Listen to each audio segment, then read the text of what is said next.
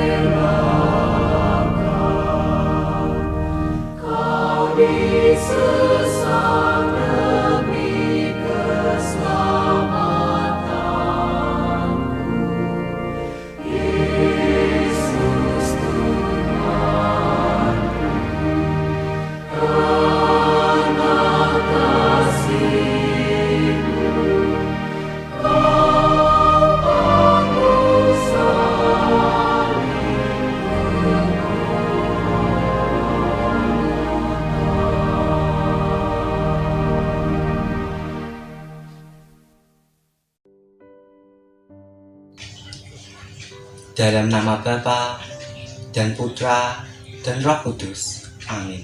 Mari kita berdoa. Tuhan Yesus yang baik, terima kasih atas berkat-Mu pada kami semua. Kami mohon, hadirlah di tengah-tengah kami agar pertemuan APP hari ini berjalan dengan lancar dan membantu kami untuk merenungkan kasih-Mu yang besar kepada kami.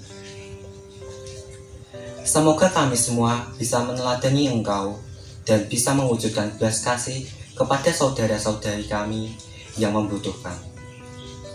Dimuliakanlah Engkau kini dan sepanjang masa. Amin. Bacaan dari Injil Lukas. Pada suatu hari ketika Yesus mengajar, ada beberapa orang Farisi dan ahli Taurat duduk mendengarkannya.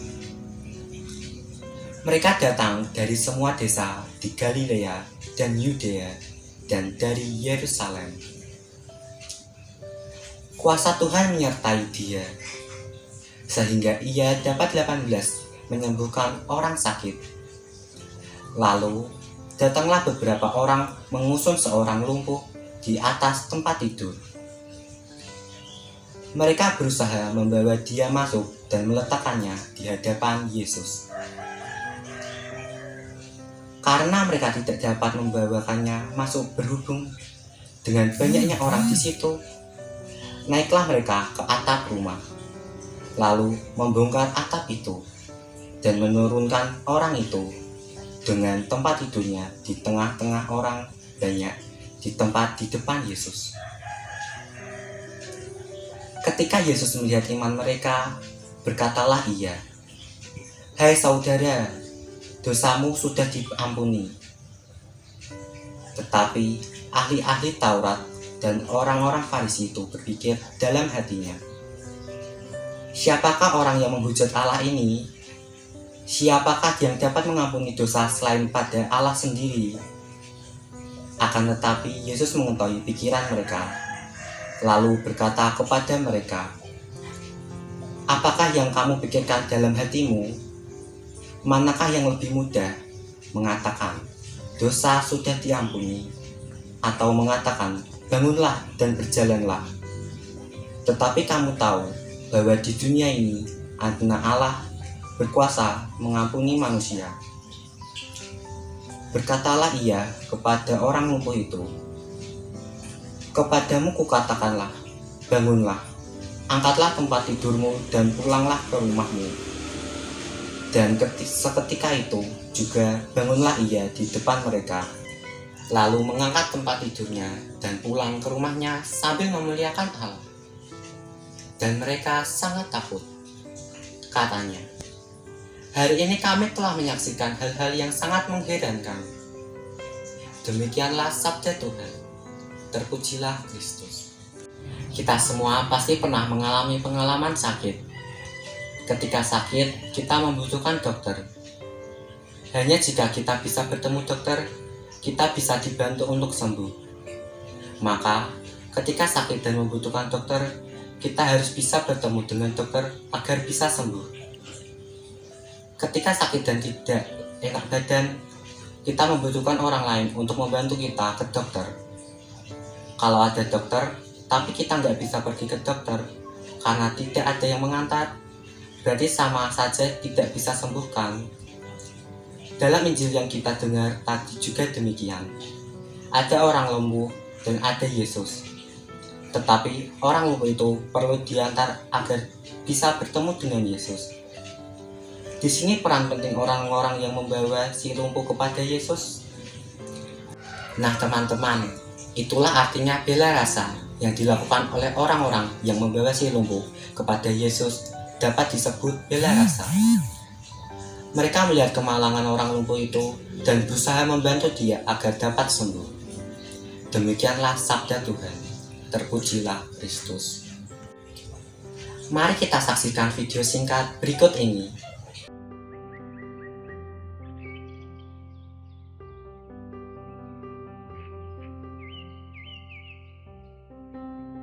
Ben, nilai pelajaran kesucian kamu kan yang tertinggi.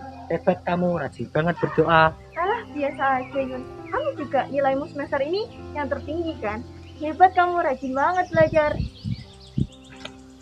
Loh, Nak, ada apa? Kenapa jatuh? Aku mau pulang ke rumah, tapi karena kecapean dan kelaparan, aku tidak punya tenaga untuk terbang. Sudah 2 hari aku tidak makan, dan sudah 2 hari aku bekerja. Ben, kamu kan punya roti di sekolah, kasih aja tuh ke dia. Loh, kamu kan juga punya. Kenapa nggak kamu kasih ke dia aja? Kenapa harus aku?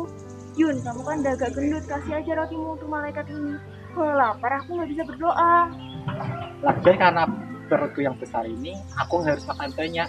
Lagian perutmu kecil, tidak harus makan banyak. Lagian kalau aku lapar, aku tidak bisa belajar. Kamu mau tanggung jawab jika nilai jelek? Mbak, ini makanlah rotiku. Yun, Ben, ya Tuhan malaikat agung. Yun, tidak ada artinya kepandaian tanpa berbagi. Juga untukmu Ben, tidak ada artinya kesucian tanpa berbagi.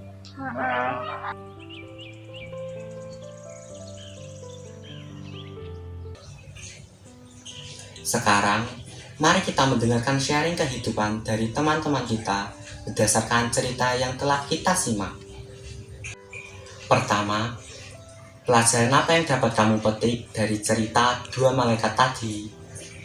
Pelajaran yang bisa aku ambil adalah dengan mau memberi dan tidak mementingkan diri sendiri. Membantu orang lain yang kesusahan tanpa memikirkan diri sendiri yang berlebihan. Saya adalah berbagi dengan orang lain, bisa dalam bentuk kepandaian, kesucian, dan berkat makanan yang saya miliki. Kedua, apakah kamu juga pernah mengalami keadaan yang hampir sama dengan kisah tersebut? Kalau pernah, mohon bisa di-sharing kepada teman-teman. Kita juga pernah mengalami keadaan dalam kisah tersebut. Seperti contohnya, saat itu saya pergi ke suatu tempat. Di sana ada seorang yang sudah renta, sedang meminta-minta. Dia terlihat kelaparan. Saya kemudian memberikan sedikit uang untuk membeli makanan untuk orang tersebut. Nah, ketika memiliki empati, tetapi menggantungkan diri pada orang lain, berharap orang lain yang akan memberi. Pernah, yaitu pada saat ibu repot menyiapkan masakan sedangkan cucian piring banyak, saya tidak membersihkannya. Ketiga, dalam masa prapaskah kali ini, selain berpuasa dan berpantang, kebaikan apalagi yang kamu jalankan agar dapat menjadi kebiasaan hidup kamu, terutama menjadi remaja Katolik yang memiliki sikap bela rasa. Dengan berterima kasih atas semua bantuan yang pernah diberikan oleh Tuhan maupun oleh orang lain. Selain saya berpuasa dan berpantang, saya ikut menabung APP untuk dikumpulkan di sekolah. Dan saya juga membantu tetangga yang kekurangan. Saya akan membantu orang tua saya seperti menyapu dan mencuci piring. Terima kasih. Tuhan, ajarilah kami untuk dapat berbela rasa kepada orang-orang yang kecil, lemah, miskin, tersingkir, dan difabel. Kami mohon kabulkanlah doa kami ya Tuhan. Tuhan, bimbinglah kami agar kami dapat sungguh mengerti tuntunan Roh Kudus-Mu dalam setiap perjalanan hidup kami. Kami mohon kabulkanlah doa kami ya Tuhan. Tuhan, jadikanlah sekolah kami sebagai ladang-Mu bertumbuh dan berbelas kasih kepada sesama sehingga sekolah kami dapat tetap eksis dalam pendidikan generasi muda, khususnya di Salatiga. Kami mohon, kabulkanlah doa kami ya Tuhan. Dipersilakan suster, bapak, ibu, guru, dan teman-teman terkasih untuk menyampaikan doa permohonan pribadi.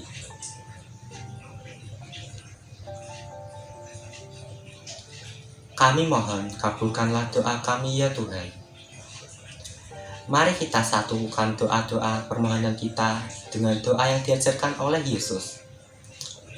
Bapa kami yang ada di surga, dimuliakanlah nama-Mu, datanglah kerajaan-Mu, jadilah kehendak-Mu di atas bumi seperti di dalam surga. Berilah kami rezeki pada hari ini, dan ampunilah kesalahan kami, seperti kami pun mengampuni yang bersalah kepada kami. Dan janganlah masukkan kami ke dalam pencobaan, tetapi bebaskanlah kami dari yang jahat.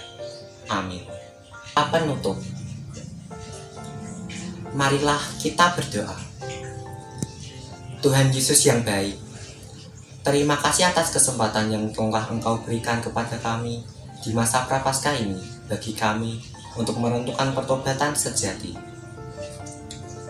Berkatilah kami agar mampu mewujudkan pertobatan itu dalam semangat bela rasa terhadap saudara-saudari kami yang membutuhkan. Dimuliakanlah Engkau kini dan sepanjang masa. Amin. Dalam nama Bapa dan Putra dan Roh Kudus. Amin. Mari kita nyanyikan lagu penutup.